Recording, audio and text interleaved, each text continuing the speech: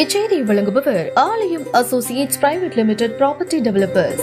ஆலயம் associates private limited, number 52, third floor 3B, Ram Darbar, sterling road, Nungambakkam, Chennai 6,34,000 ஏற்பாடு செய்திருக்கிறார். அதிலே சட்டமன்ற உறுப்பினர்கள் நீங்க செய்கிற மாற்று ஏற்பாடு இது சரியா வராது, நீங்கள் நேரடியாக வந்து பாருங்கள் என்று சொல்லியிருக்கிறார்கள். அதையும் நாளைக்கு மாதிரி அதிகாரிகள் போய் பார்க்க போகிறார்கள்.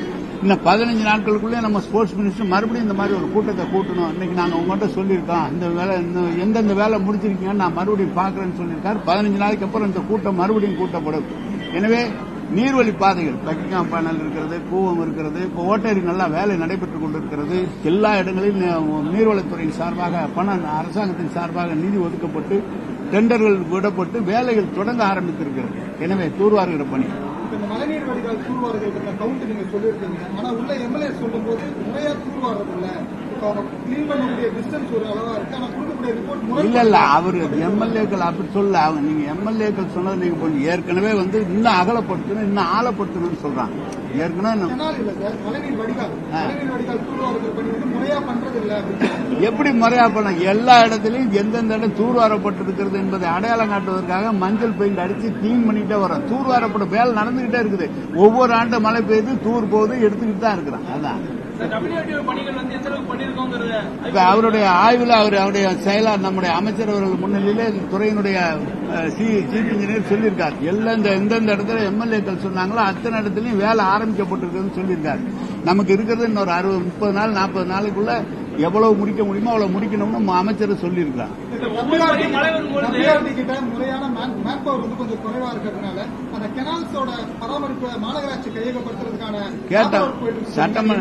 சட்டமன்றத்திலே கேட்டோம். அமைச்சர் அவர்கள் அதுக்கான கோப்புகள் தயாரிக்கப்பட்டு அந்த துறைக்கு அனுப்பப்பட்டிருக்கிறது. இந்த துறை அனுமதி தரப்படவில்லை.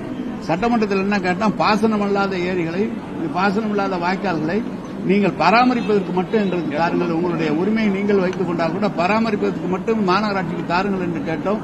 முதலமைச்சரிடம் சொல்லப்பட்டிருக்கிறது, கோப்பு தயாரிக்கப்பட்டிருக்கிறது, அவருடைய துறைக்கு போயிருக்க அனுமதிக்காக அனுப்பப்பட்டிருக்கிறது.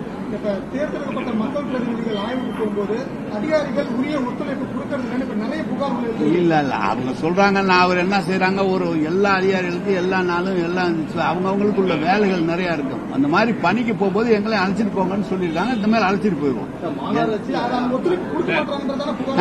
ஒத்துழைப்பு கொடுக்கல, நீங்க எங்கள் எல்லாமே நீங்களா போய் பார்த்து வரீங்க அப்படின்னு சொல்றாங்க. இனிமேல் கூட்டிட்டு போக ஆணையர் அதே போல பல துறை அதிகாரிகள் மாற்றப்பட்டிருக்காங்க. அதனால பணிகள் தொய்வு ஏற்படதான வாய்ப்பு. 3 ஆண்டு ஒவ்வொரு அதிகாரிகளும் அவர் பெரிய சீனியர் அதிகாரி, அவருக்கு துறையிலிருந்து மாநகராட்சி ஆணையர் என்பதை காட்டிலும் செயலாளராக வேண்டும் என்று விருப்பப்படுகிறார். அதனால் அங்கு போகிறாரே தவிர வேண்டும் என்று யாரையும் மாற்றப்படுவதில்லை. சென்னை மாநகராட்சி கட்டமைப்பு பார்க்கறதுக்கு பல நாட்கள் பிடிக்கும், ஆய்வுகள் பண்ணணும். இல்ல அதனாலதான் கீழே பணியாற்றுகிற எந்த அதிகாரிகளும் மழை காலம் வரைக்கும் மாற்றக்கூடாதுன்னு ஸ்டாண்டா சொல்லிட்டோம். கீழே இருக்கிற ஏஇ டிஎஸ்சி எல்லாம் இருக்காங்களா, அவங்கெல்லாம் அந்தந்த பகுதியை தெரிஞ்சவங்க அங்க இருக்கணும். 3 ஆண்டுக்கு ஒரு முறை மாற்ற வேண்டும் என்று விதி இருக்கிறது. அது கூட நீங்க மழை காலம் முடிந்துதான் செய்யணும் இருக்கும். அப்படியே வச்சிருக்கோம். மற்ற துறை இருக்காங்க, கார்பரேஷன் லிமிட்ல வரக்கூடிய ஆத்திலையோ இல்ல வடக்கில் இருக்கக்கூடிய கால்வாய்களோ தண்ணி உள்வாங்கல, அது கடல் பங்களிப்பா இருக்கு, இந்த மாதிரி காரணம் சொல்லப்படுது. நம்ம கால்வாய் கரெக்டா இருக்குன்னு சொல்றீங்க. இந்த வருஷம் அதை கால்வாய் கரெக்டா இருக்குன்னு சொல்லுங்க. நீர்வளத்துறையின் சார்பாக ஓட்டேரி நல்லா போன்ற பக்கிங்காம் போன்ற கூவம் போன்ற ஆறுகளை தூர்வாருவதற்காக மாண்பு முதலமைச்சர் நிதி ஒதுக்கி தந்திருக்கிறார்கள். பணி டெண்டர் விட்டு ஆரம்பிக்கப்பட்டிருக்கிறது. எவ்வளவு விரைவாக அதை செய்ய முடியுமோ செய்யறேன்னு தான் சொல்லிட்டு போயிருக்கிறாங்க. மழை காலத்தில் ஏதாவது வம்பு ஏதாவது கிடைக்குமான